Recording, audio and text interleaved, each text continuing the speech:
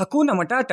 ಇವತ್ ಬೆಳಗ್ಗೆ ಎಮ್ಮೆ ತರ ನಿಧಾನಕ್ಕೆದ್ದು ಆಮೇಲೆ ಜಿಮ್ಗೆ ಹೋದೆ. ಬಿಕಾಸ್ ಇವತ್ ಡಬ್ಬಿಂಗ್ ಮಧ್ಯಾಹ್ನ ಹೇಳಿದ್ರು ಅದಕ್ಕೆ. ಆಮೇಲೆ ಜಿಮ್ಗೆ ಬಂದು ವರ್ಕೌಟ್ಸ್ ಎಲ್ಲ ಮಾಡಿ ಮುಗಿಸ್ಕೊಂಡು 4 ಆರ್ಮ್ ವರ್ಕೌಟ್ ಮಾಡಿ ಜಿಮ್ ಇಂದ ಹೊರಟೆ. ನಾನು ಲೇಟಾಗಿ ಎದ್ದಿದ್ ನೋಡಿ ಸೂರ್ಯ ಉರ್ಕೊಳ್ತಾ ಇದ್ದ, ಅದಕ್ಕೆ ಜಾಸ್ತಿ ಬಿಸಿಲೊಳಿತಿತ್ತು. ಬಿಕಾಸ್ ಸೂರ್ಯ ಬೆಳಗ್ಗೆ ಬೇಗ ಎದ್ದೊಳ್ತಾನಲ್ವಾ, ಅದಕ್ಕೆ. ಆದ್ರೂ ಪರವಾಗಿಲ್ಲ, ಸೂರ್ಯನ ಸ್ವಲ್ಪ ನೆಮ್ಮದಿಯಾಗಿರಪ್ಪ ಅಂತ ಹೇಳ್ಬಿಟ್ಟು ಮನೆಗೆ ಬಂದು ಫ್ರೆಶ್ ಅಪ್ ಆಗಿ ಸನ್ಸ್ಕ್ರೀನ್ ಅಪ್ಲೈ ಮಾಡ್ಕೊಂಡು ಇವತ್ತಿನ ಪೋಸ್ಟ್ ವರ್ಕೌಟ್ ಮೀಲ್ಗೆ ಸ್ವಲ್ಪ ಸ್ಪ್ರೌಟ್ಸ್ ಮಿಕ್ಸ್, ಸ್ವಲ್ಪ ಪಲಾವ್, ಚೀಸ್, ಮೆಲ್ಟೆಡ್ ಎಗ್ಸ್ ಮತ್ತೆ ಬನಾನಾ ಪ್ರೋಟೀನ್ ಶೇಕ್ ಕುಡ್ಕೊಂಡು ಈ ಮಧ್ಯಾಹ್ನ ಕುದಿತಿರೋ ಬಿಸಿಲಲ್ಲಿ ವಿಜಯನಗರ ಡಬ್ಬಿಂಗ್ ಇತ್ತು ಅಂತ ವಿಜಯನಗರ ಡಬ್ಬಿಂಗ್ ಸ್ಟುಡಿಯೋಗೆ ಬಂದೆ. ಆಮೇಲೆ ಸ್ಟುಡಿಯೋ ಒಳಗ್ ಬಂದು ಡಬ್ಬಿಂಗ್ ಶುರು ಮಾಡ್ಕೊಂಡೆ. ಇವತ್ ನನಗೆ ಇಲ್ಲಿ ಡಬ್ಬಿಂಗ್ ಇದ್ದಿದ್ದು ಕಾರ್ಟೂನ್ಗೆ. ನನ್ ಚಿಕ್ಕ ವಯಸ್ಸಲ್ಲಿ ಹುಚ್ಚಿನ ತರ ಕಾರ್ಟೂನ್ಸ್ ಎಲ್ಲ ಇಷ್ಟಪಟ್ಟು ನೋಡ್ತಿದ್ದೆ. ಬಟ್ ನೆವರ್ ಎಕ್ಸ್ಪೆಕ್ಟೆಡ್ ನಾನು ಒಂದು ಕಾರ್ಟೂನ್ಗೆ ಈ ತರ voice over artist, dubbing artist ಆಗಿ ವರ್ಕ್ ಮಾಡ್ತೀನಿ ಅಂತ. ಈ ಕಾರ್ಟೂನ್ ಡಬ್ಬಿಂಗ್ ಮಾಡ್ತಿರ್ಬೇಕಾದ್ರೆ ಒಂದ್ ಸೀನ್ ಸಕ್ಕತ್ತಾಗಿ ಅಬ್ಸರ್ವ್ ಮಾಡಿದೆ. ಅದೇನು ಅಂತಂದ್ರೆ, ಒಬ್ಬ ವ್ಯಕ್ತಿ ಅವ್ರ ಪಕ್ಕದ ಮನೆಯವ್ರನ್ನ ನೋಡಿ ಉರ್ಕೊಳ್ತಾ ಇರ್ತಾನೆ. ಸಡನ್ ಆಗಿ ನನಗೆ ಒಂದ್ ವಿಷಯ ಫ್ಲಾಶ್ ಆಯ್ತು. ಅದೇನು ಅಂತಂದ್ರೆ, ನಿನ್ನ ಖುಷಿ ಬದುಕನ್ನು ನೋಡಿ ಇಷ್ಟಪಡದೆ ಇರುವವರು ಬೇಕಾದಷ್ಟು ಜನರಿರುತ್ತಾರೆ, ಆದರೆ ಅಷ್ಟು ಜನರ ಮಧ್ಯೆ ಒಬ್ಬರು ಮಾತ್ರ ನಿನ್ನ ಖುಷಿ ಬದುಕಿಗಾಗಿ ಕಾಯುತ್ತಿರುತ್ತಾರೆ.